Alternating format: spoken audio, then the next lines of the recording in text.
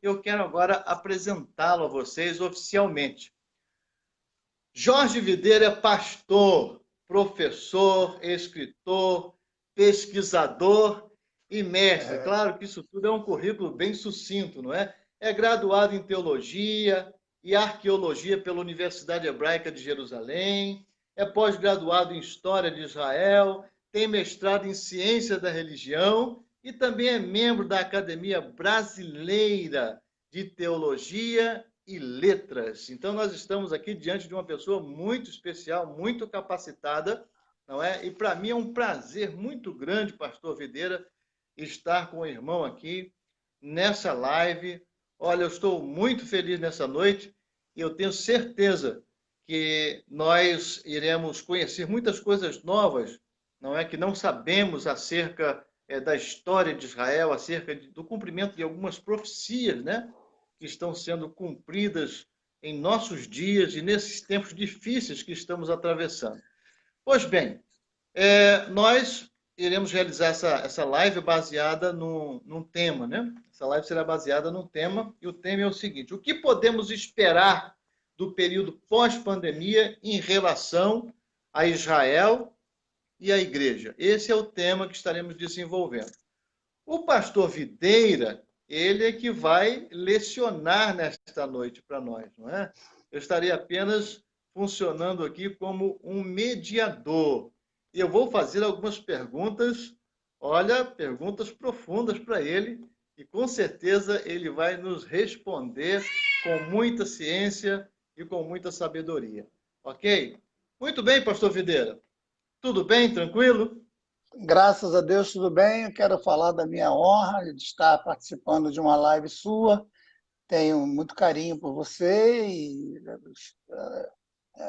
a nossa vida já tem longos anos, né? Que você já foi meu chefe na faculdade, já foi o reitor da faculdade, na FAECAD, trabalhei ali durante muitos anos também. E antes disso, a gente sempre se encontrou em algumas igrejas e antes também, né? Como você disse, trabalhando em vários lugares. É importante. Já estivemos juntos em Israel 2 vezes, né? Tivemos o prazer, eu tive o prazer de estar com você lá. Inclusive um curso que nós fizemos juntos lá, um dos cursos que nós fizemos, não sei se você se lembra, você fez junto comigo um curso sobre a influência do judaísmo na formação do cristianismo. Você deve ter esse certificado aí, dentre os tantos que você tem. O professor Videira costumava levar os alunos lá da FAECAD, né, no curso de pós-graduação em História de Israel, e ele é especialista nessa área, né? Então, os alunos lá da FAECAD que concluíram, pelo menos eu acho que durante uns 8 anos, né, você os levou lá para Israel para concluir o curso deles em Israel, na Universidade Hebraica de Jerusalém. É verdade. É uma história bonita que infelizmente agora está tudo parado por causa da questão aí da pandemia, mas o assunto é pertinente. Você trouxe um assunto de suma importância, porque essa pandemia já mudou o mundo, né? Nós não estamos esperando que o mundo vá mudar. Na minha opinião, a pandemia já mudou, ela já chegou, e ela já chegou para estabelecer um marco, né? E você que gosta de história, então, todo estudante... Oi. Então, pastor, falar, eu vou começar então a primeira pergunta, pode? Vamos lá. Atenção, hein? Olha, pode-se dizer que o advento coronavírus sinaliza o término do período escatológico conhecido como parentético, ou seja, aquele período entre a 69ª e 70ª semana de Daniel, né? É parentético porque é um parêntese mesmo, né? Então, será que se aproxima o tempo de Deus voltar a tratar diretamente com Israel? Na 69ª semana, até ali Deus cuidou de Israel, tratou com Israel de forma direta. Nós estamos vivendo nesse intervalo, nesse hiato. em que Deus está dando oportunidade para os gentios. E aí surge a igreja nesse período parentético. Será que esse período está terminando agora? A partir desse momento, desse pós-pandemia com Israel de forma direta?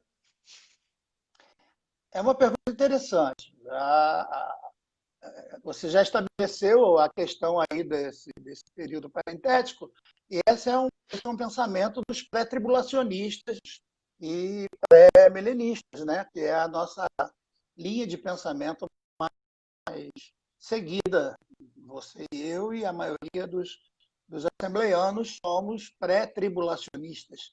Então, nós cremos nesse parêntese onde Deus trabalha com a graça, porque muitos que se chamam cristãos não são dessa linha que nós conhecemos, que é chamada evangélicos em si, né? Muitos são da linha mais tradicional e eles nem acreditam em milênio, não acreditam em apocalipse, não acreditam em nada disso, mas é um outro contexto. Nós que somos dessa linha acreditamos sim que Deus abriu um parênteses no contexto da lei para trabalhar muito mais dentro da graça.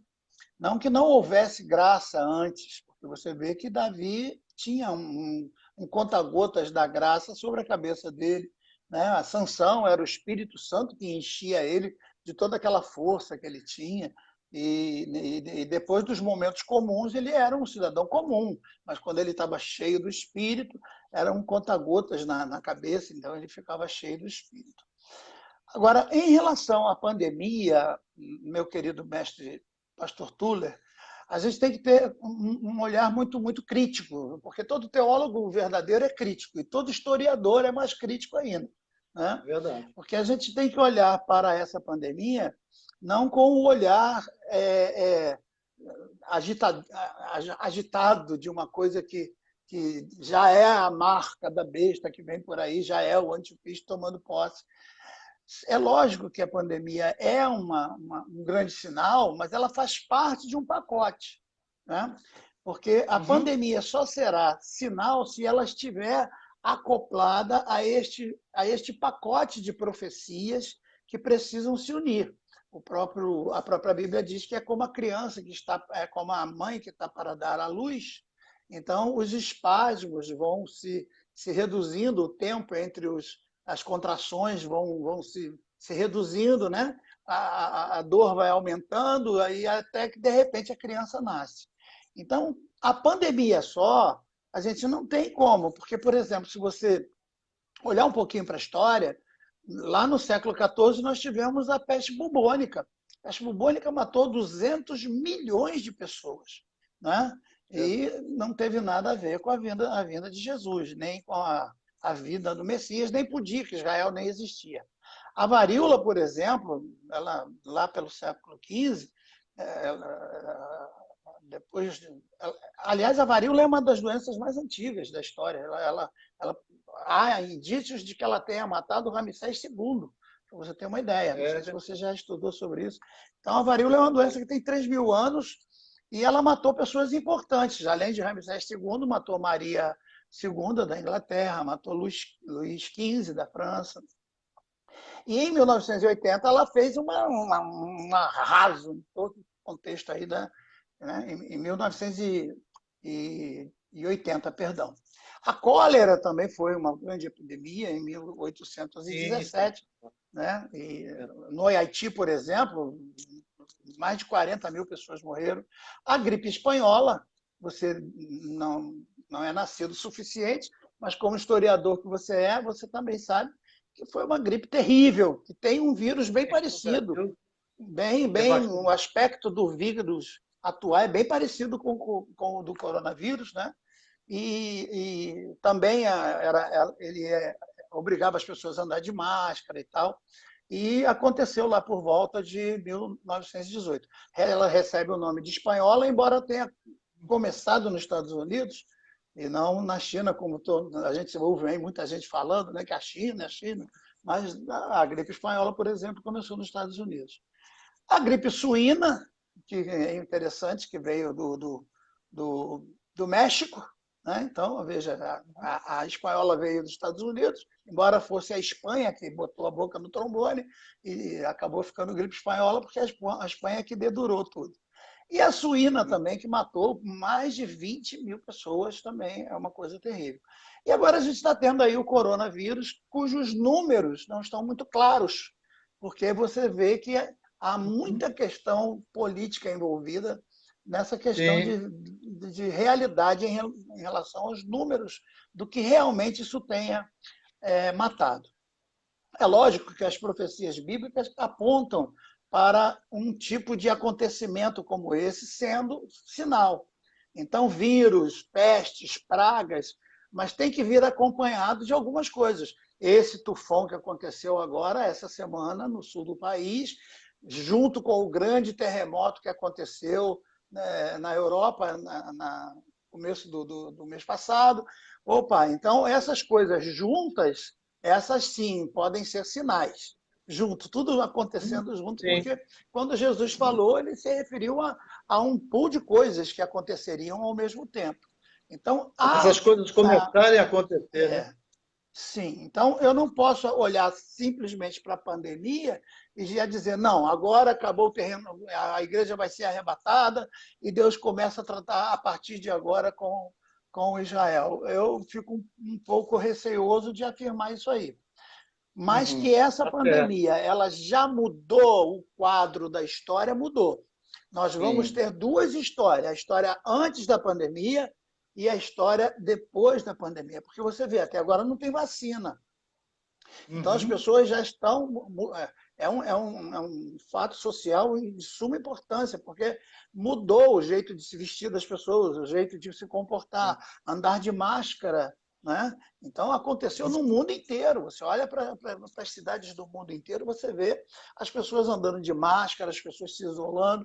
Então é uma coisa que já mexeu com todo o mundo. Se isso tem a Sim. ver já com o sinal da vinda de Jesus, no sentido de arrebatamento e tal, é uma coisa que a gente tem que pesquisar com bastante carinho. Né? Mas, Muitas com pessoas colocaram certeza, como se fosse, inclusive, o início da grande tribulação, enfim. Só para justificando a ser. pergunta, para o pessoal que está chegando agora, não é? Eu coloquei esse período parentético, me posicionando para a gente iniciar essa discussão. Na verdade, ela é provocativa, a pergunta, até em relação ao Uhum, posicionamento de uma corrente de interpretação escatológica, não é? Então, você disse inicialmente que essa posição é dos pré-tribulacionistas, né? é, Pré-milenistas, e que é, também são dispensacionalistas. Né? Por isso que nós também estamos há isso. colocando em parentético, e nós, assembleanos, pentecostais de modo geral, adotamos essa corrente É, de interpretação dispensacionalista, e ela vai para o extremo mesmo, né? é. Eu, E particularmente, aí a gente. Mas eu coloquei só para a gente se posicionar para ter como começar uma discussão. Entendeu? Essa entendo foi minha intenção. perfeitamente. Eu, particularmente, tenho um pouco. Eu sou dispensacionalista 80%. Eu tenho 20% de pé atrás com relação às questões dispensacionalistas, porque eu não tenho, para mim, não existe essa questão de ter que ser 7 dispensações. Eu vejo bem claro na Bíblia que nós tivemos a lei e vejo bem claro Paulo falando que nós estamos no período da graça e não estamos mais no período da lei. Então, só aí eu vejo duas. Eu vejo É, o- claramente os profetas falando do milênio, então aí já vejo Aham. três. Né? Eu vejo eu, a primeira lá da inocência antes do pecado. Opa, então aí já tem mais uma, a inocência. é, O eu período sempre encarei, pós-pecado. pastor, eu sempre encarei as dispensações, não é? Principalmente porque eu lido muito com a parte didática, como uma metodologia de estudo. Ela, como uma metodologia de estudo, ela é infalível. Entendeu? É, É muito bom você pensar dessa forma, né? Porque você é, organiza o pensamento e você se situa dentro das é. profecias e da história bíblica. É claro, fica as dispensações, elas não ocorrem de forma estanque, ou seja, termina uma para começar outra. Isso não existe, não tem Exatamente, como existir exatamente. isso na Bíblia, né? Não pode Agora, ser. por exemplo, nós podemos já estar vivendo os, os primórdios da mudança de um tempo para o outro. Porque, na realidade, a palavra usada na Bíblia é tempo, né? Sim, Mudança dos tempos. Deus é. trabalha com tempos, com períodos. Agora, esses períodos não estão estabelecidos de tanto, tanto, tanto, tanto. Embora Sim. as 70 semanas de Daniel elas estabeleçam o número 7, mas o número que aparece no original não tem a ver com semana, aparece lá o 77. Mas Certo. quando a história, até lá no período de José trabalhando para o seu sogro Labão, ele chama de semana o período de 7 anos que ele trabalha para obter Raquel e acaba sendo enganado, e depois ele diz que vai trabalhar mais uma semana de anos. Então, a Sim, sim. ideia de É aí que semana a de gente anos começa. acaba sendo É, associada, né? Então, a gente tem a ideia sim. de 70 semanas, sendo 70 semanas de Ok. anos de uma Ok. forma comparativa. Pastor, não vamos aprofundar aí, não, que isso vai longe, né? Vai, Eu vai, gosto vai, desse vai. negócio aí. Tá bom? É. Eu vou emendar uma outra pergunta aqui, que na verdade ela vai Sim, reforçar a anterior, tá bom? certo. Olha só, quando Jerusalém foi conquistada pelas tropas israelenses em 1967, aquela famosa Guerra dos 6 Dias, o Rabino Mor, daquela ocasião, daquela época, ele disse o seguinte: olha, conquistamos a Cidade Santa, entramos na era messiânica. Ele afirmou isso. Será que o tempo dos gentios está terminando? A pandemia do coronavírus, como uma praga de alcance mundial, evidencia isso? Será? Só reforçando aí a É, anterior. eu sei da profecia, acho fantástico, eles estão realmente muito preocupados. A última vez que estive lá, até visitei algumas coisas que já estão prontas para montar o templo, então logo haja essa decisão e, inclusive, candelabro de ouro já está pronto lá. Eu até pus na minha página.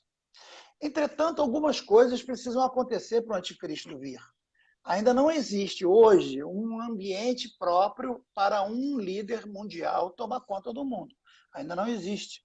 Agora, esse processo já está em andamento.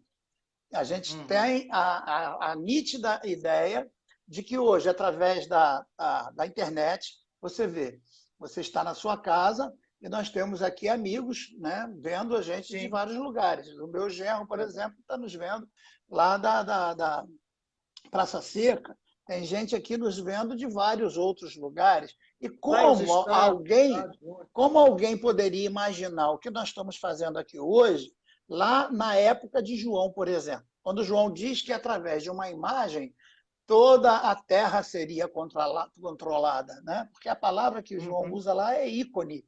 Ícone de imagem no sentido que a gente usa tanto hoje para teclar num ícone de um computador e abrir a A imagem que a gente iconografia, quer, né?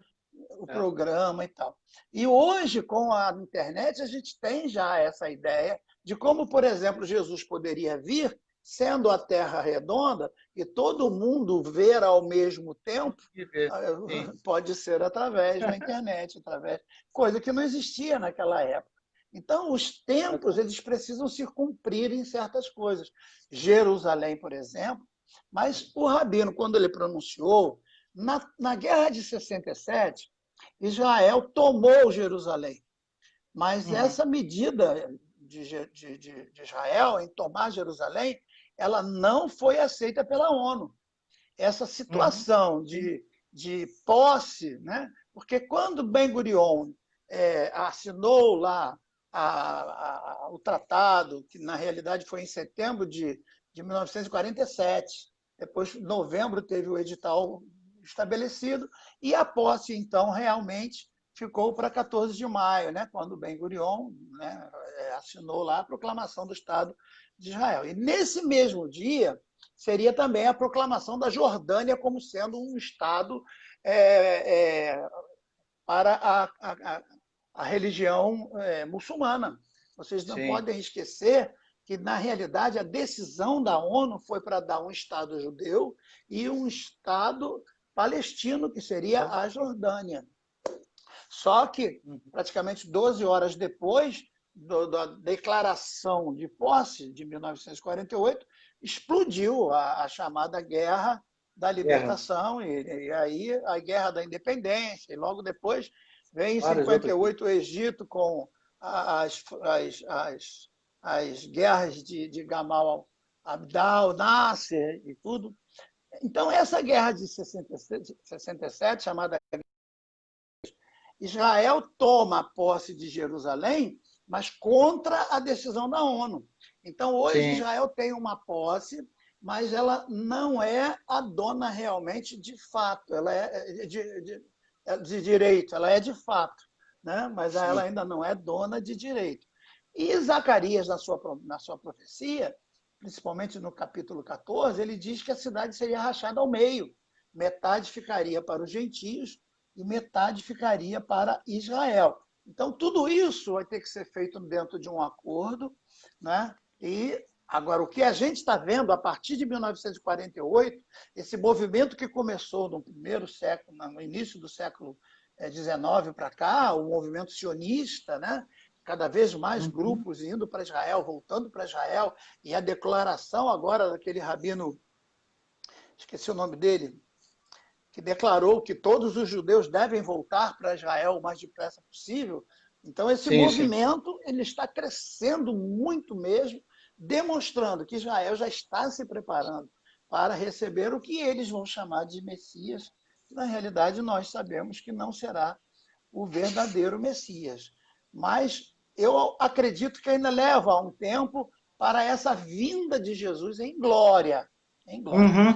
A minha preocupação, pastor Marcos, a minha preocupação não está no contexto da vinda de Jesus em glória, mas como nós pensamos no sentido pré-tribulacionista, no arrebatamento, porque não tem sinal. Esses sinais todos que estamos discutindo é para Jesus voltar em glória para reinar sobre Israel e cumprir as profecias de Ezequiel e de Jeremias. Não tem sinal para o arrebatamento. E, às vezes, muita gente está se ligando nos sinais da vinda de Jesus em glória e está se esquecendo que o arrebatamento vai acontecer antes. Dele. E vai acontecer de uma forma, né, muito terrível. Você vê, a pior guerra que existiu em Israel foi a guerra do Yom Kippur, por exemplo, em 73. Né? Então, várias guerras têm acontecido, vários tratados de paz têm acontecido. Quase todas as nações árabes, né? Pela profecia de Zacarias, o mundo inteiro vai ficar contra Israel. Então, veja, porque todas as nações vão se voltar contra Israel, e isso é num período que a gente ainda não está vendo. Pelo contrário, hoje Israel ainda faz parte, né, de um pool de nações que são ainda possuidoras de muito prestígio internacional, né? Verdade. Entre as principais potências. Ela ainda está. Olha só, para o rabino ultra-ortodoxo, Ron Shaya, a pandemia do coronavírus é um sinal da chegada do Messias. Né? Porque eles estão esperando o Messias vir pela primeira vez ainda, né? É verdade. Então, para esse ortodoxo, essa declaração, eu pesquisei isso bastante, né? Ela foi afirmada em um vídeo assistido por mais de 50 mil vezes. Esse vídeo foi assistido.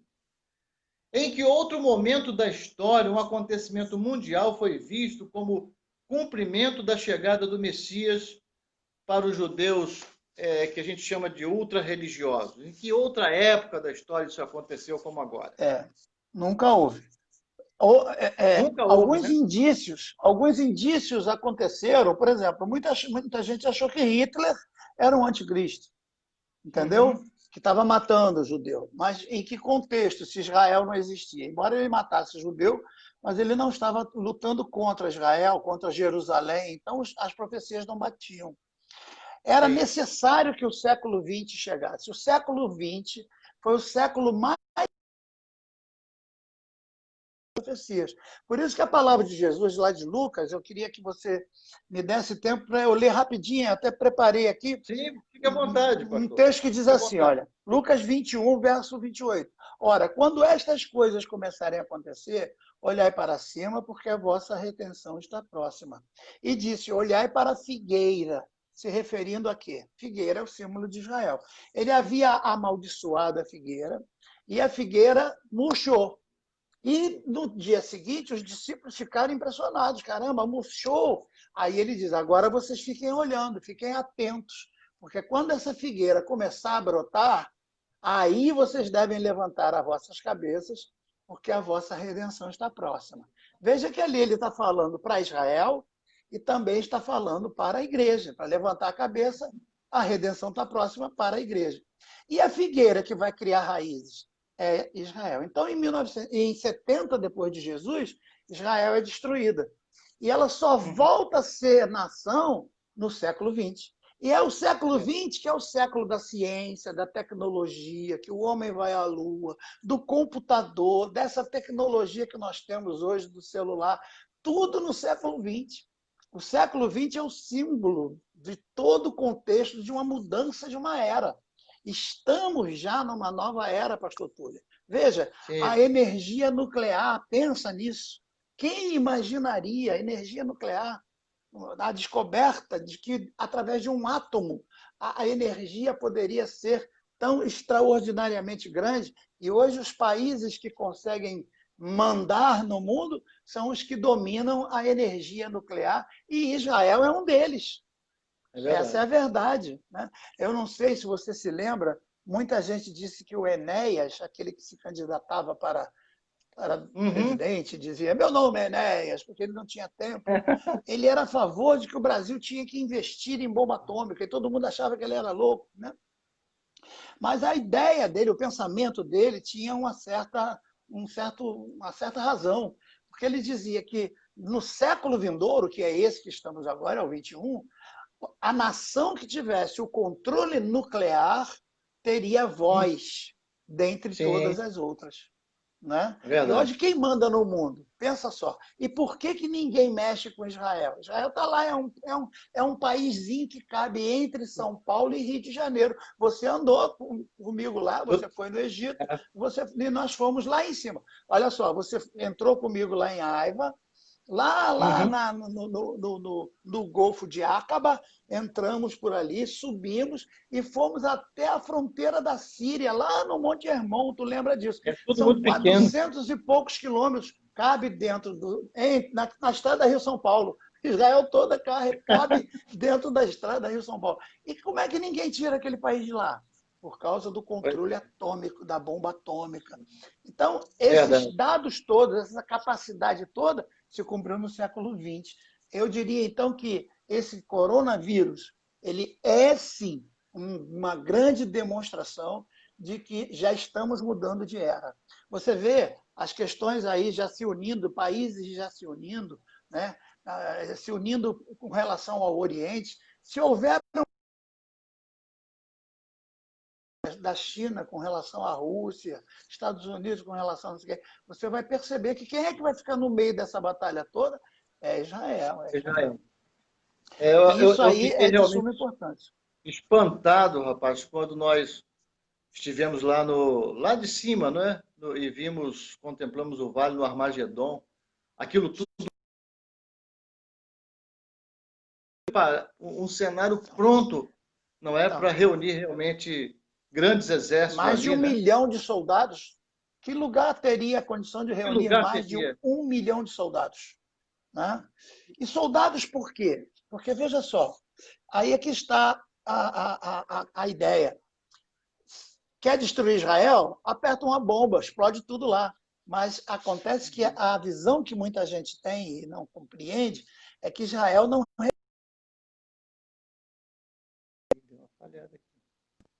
daqui. Tá normal aí Voltou, para você? voltou. Tá.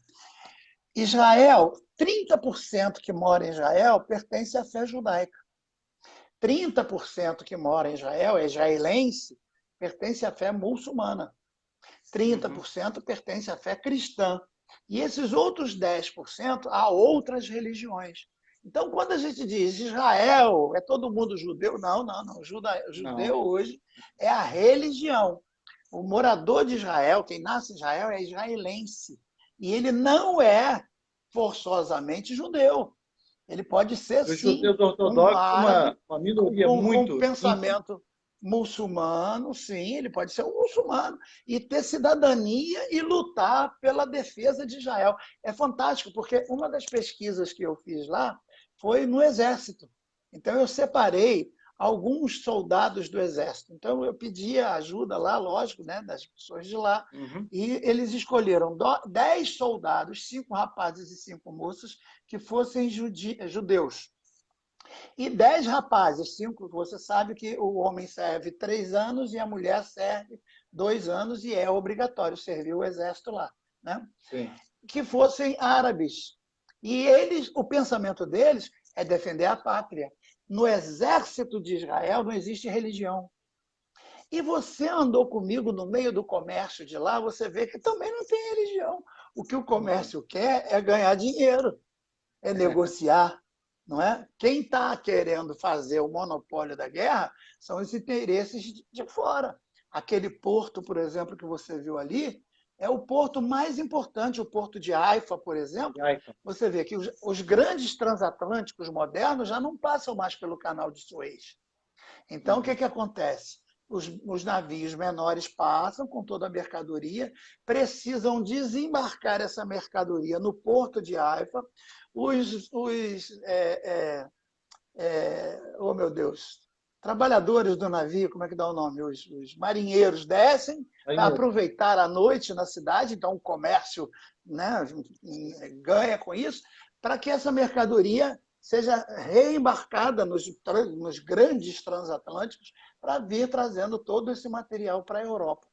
Note que Israel está no centro do comércio internacional desde a época dos antepassados. Né? Por isso que Uhum. quando você vê a profecia de Ezequiel, que Deus tiraria o raminho de oliveira e colocaria num lugar de muito comércio e tal. Note no dia que Jesus foi levado às alturas e na descida do Pentecostes, por exemplo, que tinha gente de todo mundo. Que Uhum. país hoje teria interesse, em todos os países do mundo teriam interesse de ir para negociar? Porque as caravanas que vinham do deserto, elas embarcavam no porto de Jope, um porto mais antigo da história. Né? Então, hoje é a mesma coisa. Por que essas nações? Por que a Rússia quer, por exemplo? Ela quer um porto com águas quentes, porque os portos da Uhum. Rússia congelam durante praticamente todo o tempo do ano. E a Rússia tem interesse naquelas terras. Então, a guerra vai acontecer. Daqui a pouco vai acontecer uma guerra para tomar aquelas terras de Israel. Essa é uma fatalidade. Né? Mas isso Muito bem. é papo para lá de metro, como diz o mineiro, né? É papo para lá de metro. Nós não É estamos verdade. deixando os nossos amigos. Nós temos aí Pois um é. bom número Alguém gostaria e de eles fazer não uma estão pergunta? fazendo perguntas, né?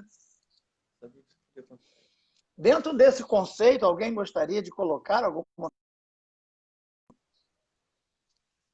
Então, quando Ron Chava, esse grande rabino, ele diz que o coronavírus ele é um sinal, sim, ele tem a ver com esse sinal. Eu creio que sim, porque já mudou o comportamento internacional em relação a várias coisas. Né? Em relação à medicina, em relação a governo. Olha que nós já estamos discutindo qual seria a melhor forma de governo, né? Se é um parlamentarismo, se é um presidencialismo. Né? E no contexto de Israel, veja que Jesus vem como Ótimo. monarca. Então, volta a monarquia. É uma coisa que a gente tem que Vou discutir. fazer uma outra pergunta aqui, pastor. Desculpe interrompê-lo para orientar, Não, estou pronto. né, as nossas discussões, porque eu sei que o professor é assim mesmo, né? Eu também vou esticando, vou pegando um ponto no outro e vou embora e falo 1h30, 2 horas, e principalmente nas nossas especialidades, não é verdade? A gente gosta, né? Então, é, o que a história de Israel tem a nos ensinar sobre o enfrentamento de pragas como o coronavírus? Eu sei que o irmão já falou alguma coisa sobre isso, mas queria que falasse mais enfaticamente, né? É, Historicamente, não é? ninguém tem mais experiência com praga do que quem estuda a história de Israel a partir das 10 pragas do Egito, né, que saíram de Verdade. lá. Mas é interessante que a gente entenda esse texto do, do próprio Jesus, quando ele diz cairão a fio de espada, é Lucas capítulo 21, e para todas as nações serão levados cativos, e Jerusalém será pisada pelos gentios, até que o tempo dos gentios se complete. Então, de acordo com o Rabino, o tempo de Israel se cumpriu em 67. Só que isso não é verdade, porque Israel não é dona verdadeiramente dessa história. Agora, se a gente entrar dos grandes enfrentamentos pelos quais Israel já passou na sua história durante todo o seu tempo, a gente vai ver que eles já passaram por muitas grandes decepções em toda a sua história. Já foram massacrados em vários países, foram colocados. A minha família, por exemplo, Videira, vem da origem de Portugal, Ah, é onde todos evidente. foram expulsos de Portugal. Né? Então, os judeus foram expulsos a vida inteira, eles eram expulsos. Quando a guerra acabou, em 1945, muitos foram colocados em navios e não tinham para onde ir. Nem o Brasil quis receber esses imigrantes, Uhum. porque a Inglaterra chegou a um momento que não permitiu mais que eles entrassem lá nas terras de Israel. A Inglaterra resolveu proibir. Né? Então, existe uma história bonita sobre o navio Êxodo, que teve que voltar e esperar, e foi uma coisa terrível. Então, a história desse movimento de sofrimento do sionismo nos mostra o quanto a gente deve esperar em Deus. Quem ia imaginar que Israel voltaria a ser nação? Quem É ia verdade. imaginar que aquele pedacinho de terra ia ser de posse de novo dos judeus e eles poderiam estar ali professando a fé deles, fazendo o culto deles, né? Mas ainda há problemas lá a serem resolvidos e o anticristo vai ter que ter muito jogo de cintura. Porque, por exemplo, a parte que os judeus têm é o Muro das Lamentações. Mas a parte de cima, onde era o templo, chamado Monte do Tá Templo, lá. é exatamente A onde mesquita de fica Omar está lá. o Domo da Rocha, que todo mundo chama de Mesquita de Omar, mas na realidade é um santuário, embora Omar tenha sido Sim. o xerife que mandou fazer, né? Mas ela é a mesquita, quem construiu foi a mesquita de Enlaxa, né? E a ideia era fazer um santuário, tanto que ele é octagonal. Ele tem 8 lados, mostrando norte, sul, leste, oeste, só nordeste, sudeste. Então, ele tem 4 lados para mostrar que todas, a ideia do Omar era fazer um santuário para reunir todas as religiões. Se você entrar Uhum. na mesquita, agora não está proibido, né? Infelizmente, Uhum. mas eu já tive o prazer de entrar e estudar lá. Tem textos Rapaz, de as duas vezes que eu vários. estive lá, não pude entrar lá. Não pôde Não entrar. estava entrando Lá naquela dentro tem ocasião. textos de várias As duas vezes. religiões, porque a ideia Muita curiosidade. do chamado Omar Sharif era um santuário que pudesse abrigar todas as religiões, uma ideia meio ecumênica, sabe? Onde Uhum. todos pudessem cultuar no mesmo lugar. E já existem hoje muitos rabinos que estão começando a pensar nessa ideia. Porque o importante ali, o Tuller, não é a mesquita, é a rocha que está por baixo da mesquita. A Uhum. rocha que é o símbolo de tudo, onde o Isaac teria sido sacrificado, se não fosse a providência de Deus, e para muçulmanos teria Ismael. Então, se esse novo estadista, se esse novo ser que vai governar o mundo tiver jogo de cintura e tiver ao lado dele um indivíduo religioso que também tenha essa capacidade ecumênica de trazer todas as religiões para um centro de cultos, onde todas as religiões possam cultuar no mesmo lugar, ele vai conseguir sim unir essas religiões e usar Sim. aquele monte como centro de culto internacional. Esse seria o poder do falso profeta que vai dar ao anticristo a capacidade de reinar ali. E tudo isso está sendo combinado. Se o Isaac Rabin não tivesse sido assassinado, ele já tinha aceito o acordo, ele com o Arafat, não sei se você lembra disso, Lembro do e o Arafat? Jimmy Carter, no tempo do Jimmy Carter, foi assinado, né, um acordo entre o Isaac Rabin e o Arafat, chamado Tratado de Camp Davis, né, onde eles deram as mãos e resolveram abrir mão. Cada um abriria a mão de uma parte e fariam, então, com que aquele lugar fosse dividido para todos cultuarem ao mesmo tempo. Se isso acontecesse, nós já estaríamos no céu, meu amigo. O milênio já estaria acontecendo. Por quê? Veja, quem matou o Isaac Rabin não foi um muçulmano. Pelo contrário, foi um extremista ortodoxo judeu que matou ele por não concordar de abrir mão de parte do monte do Não era templo o para tempo fazer ainda, ali. né? Não era o Não era tempo o tempo dessas de coisas. Deus. É Mas verdade. que isso é possível, Pastor, é possível. vamos lá. Eu estou Nós vendo aqui estamos uma aí com pergunta. Como 45 pessoas. eu gosto muito aqui da interação, eu estou vendo aqui, ó, o irmão Jandeon Souza, ele diz assim, aqui, ó, quando Jesus disse que não veio abrogar a lei, ele já previa que Israel iria esperar o Messias posteriormente, haja vista a lei não ter sido abolida? Entendeu a pergunta?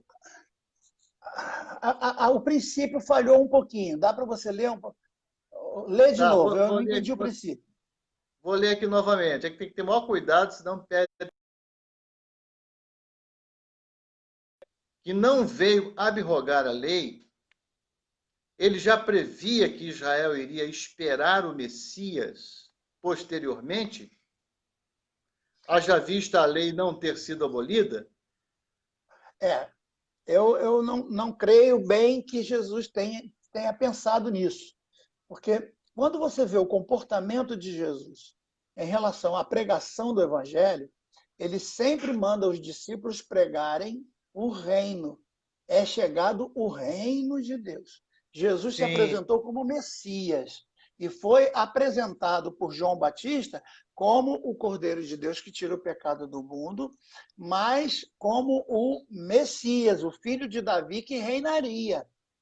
Em nenhum momento Jesus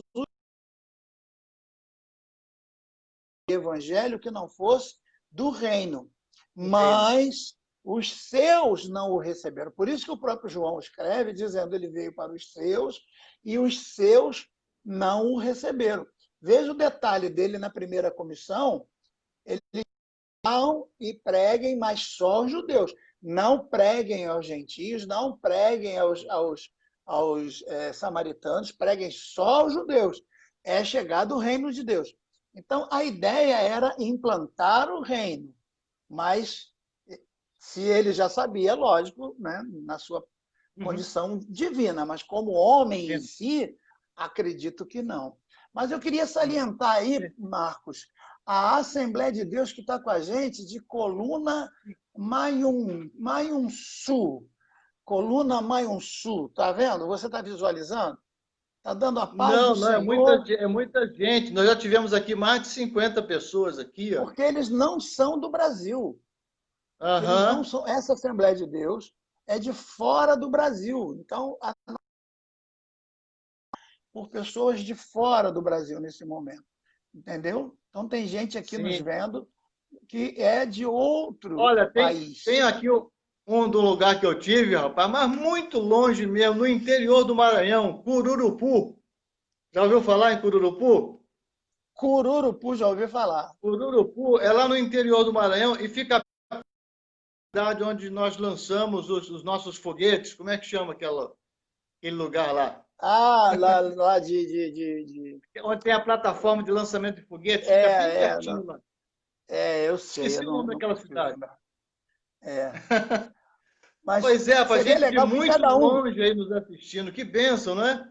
Seria legal que cada um colocasse de onde está, né? Se eles pudessem escrever de onde eles estão falando, de onde eles estão nos atendendo, a nossa chamada aqui para participar com a gente. Tem gente aqui de muitos lugares já assistindo o nosso debate. Tem muita e gente é aqui, muito olha. importante. Agora, eu não sei se você já está querendo eu fechar o teu horário. Vou fazer outra pergunta aqui. Vamos lá. Olha, pastor, existe uma onda, isso é muito importante aqui, e tem tudo a ver com a nossa live, com o tema da nossa live. Existe uma onda de pedido de judeus para se estabelecer em Israel no pós-corona. Vocês sabiam disso? Está acontecendo, a internet está cheia desses pedidos. Ok? Essa aliar, como eles costumam chamar, né? Aliar, ascensão à Terra Santa, ou migração para Israel, tem a ver com as profecias bíblicas? Professor, o senhor pode citar algumas dessas profecias para nós? Na realidade, existem várias. Se você colocar, por exemplo, Ezequiel, eu poderia abrir aqui rapidinho para a gente ler a profecia, porque nós temos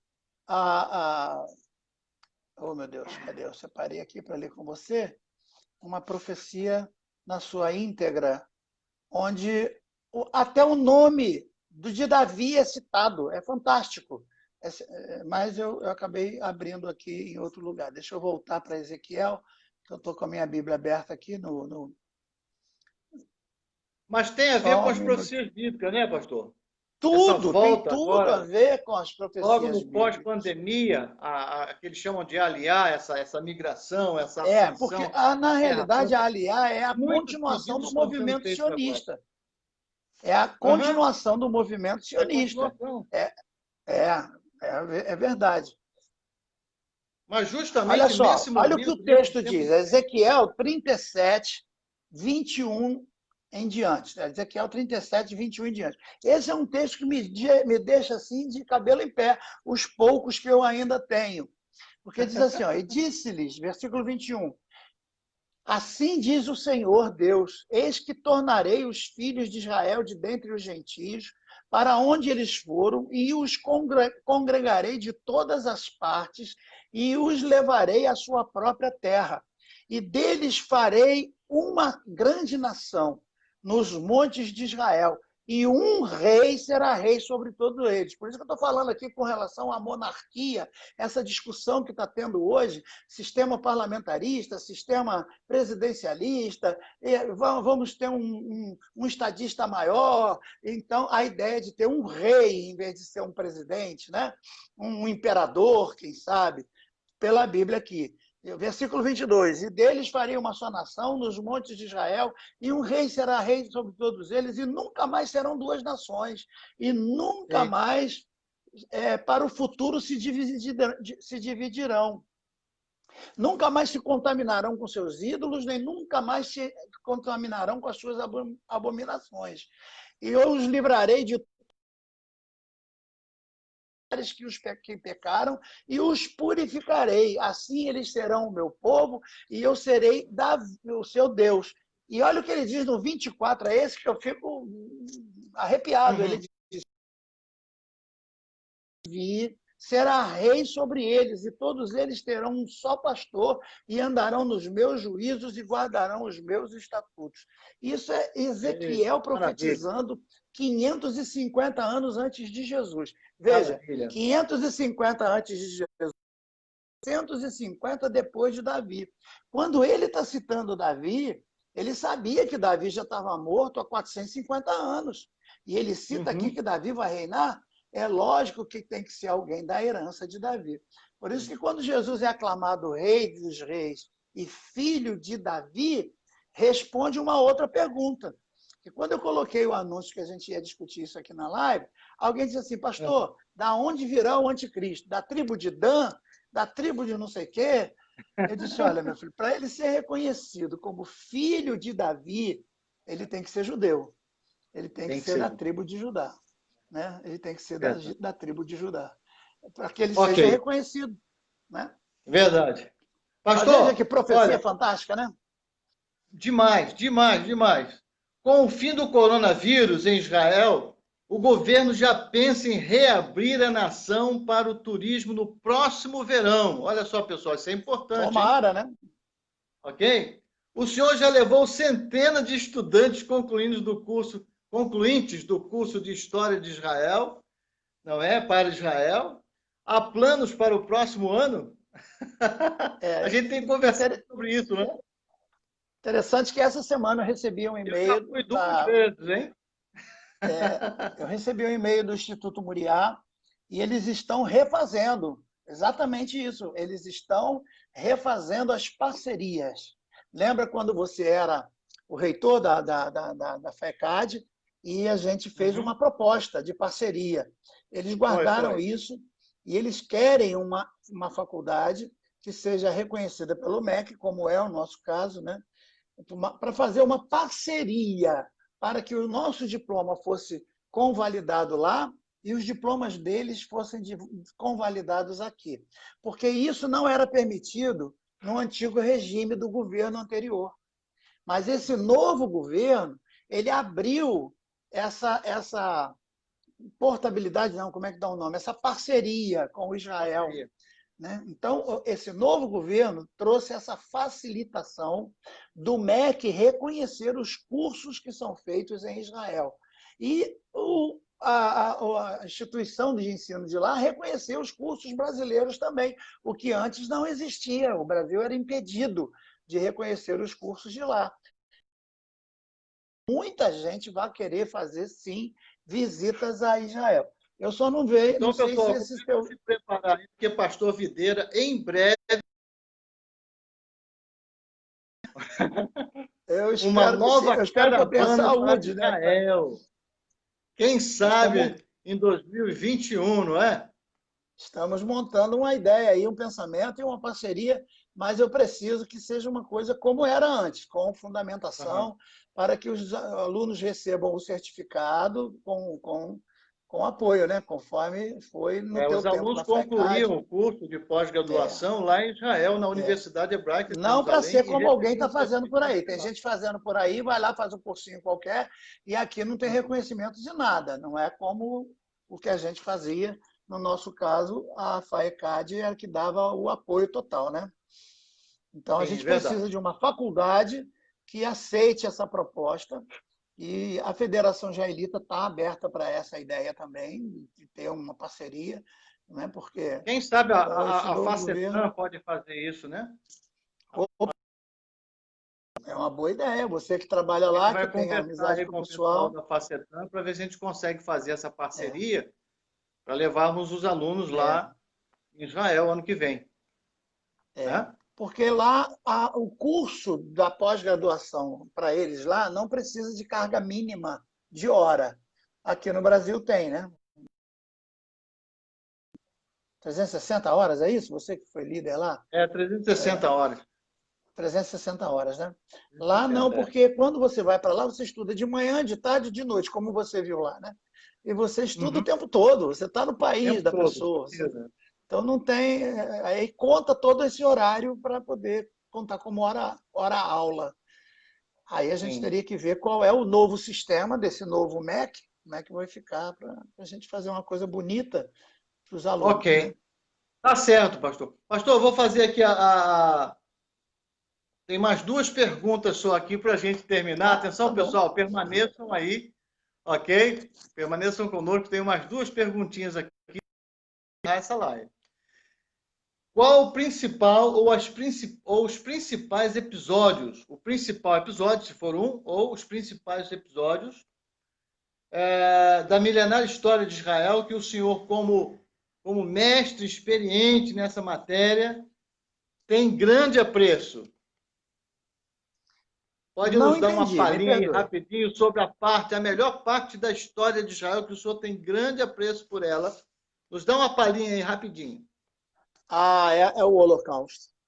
O Holocausto. Holocausto. Aí não dava para ser uma palhinha, porque nenhum povo foi tão perseguido, tão massacrado, tão extraordinariamente destruído Nenhum povo sofreu tanto com ódio, com discriminação, com ira contra eles como o povo judeu. Nenhum povo lutou tanto. E, para mim, a existência do povo de Deus é uma prova viva da existência de Deus. Assim como a existência da igreja, para mim, é uma prova da existência de Deus. Como eu posso provar que Deus existe? Porque a igreja existe. Quem foi mais perseguido do que Israel e a igreja? E nós estamos aqui. E eles estão lá. E nós amamos o mesmo Deus, embora não tenhamos as mesmas ideias doutrinárias, mas com o Messias nós teremos. E nós estaremos lá, reinando com Cristo, é o que nós cremos, né? Então, para mim, o Holocausto é fantástico. Por isso o nome Holocausto. Deixa eu só explicar o nome Holocausto. Muita gente não sabe por que o nome é dado Holocausto. O Holocausto era o sacrifício de um bode expiatório que era morto no lugar de outros. Então, foram mortos 6 milhões de judeus em cerca de 5 ou 6 anos de guerra, né? No máximo aí. Nesses poucos anos de guerra, 6 milhões de judeus foram mortos para que hoje Israel pudesse ter a sua nação. Então, é um holocausto, que você sacrifica um cordeiro para um bem maior. Não é? O holocausto ele é uma história fantástica que precisa ser analisada com muito carinho. Mas vamos lá para a sua outra pergunta. Então, para terminar, né? Terminar lá em cima, assim, o senhor pode nos falar sobre as suas obras, seus projetos, não é? Para o pós-pandemia, a partir do ano que vem, muitos projetos novos. Eu sei que livros novos, obras novas estão chegando por aí, na verdade. Queria que o senhor falasse um pouco sobre isso. Que eu tenho trancado dentro de casa para escrever. E dar palestra, fazer lives, fazer estudos, né, no YouTube. E eu tenho muito material, muito material. Mas eu tomei uma decisão, quando essa pandemia começou, de começar a distribuir isso de uma certa forma gratuita, sabe? Eu comecei a pensar, nesses 64 anos, eu estudei praticamente toda a minha vida. Eu fiz... E eu acho que tem muita gente que não vai ter condição de estudar como você e eu tivemos de estudar.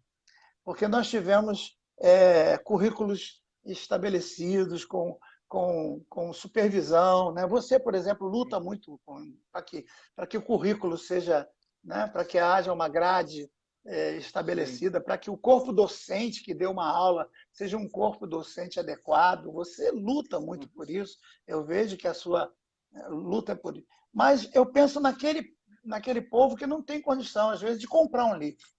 Por exemplo, eu estou com um livro praticamente pronto, está na CPAD, já tem lá um tempo, sobre a história bíblica de Israel, com fotos que eu mesmo tirei, com trabalhos de arqueologia, eu mesmo no local fazendo, as fotos, os lugares, e uma bibliografia de quase 86, em torno de 86 a 88 livros para basear isso que eu escrevo.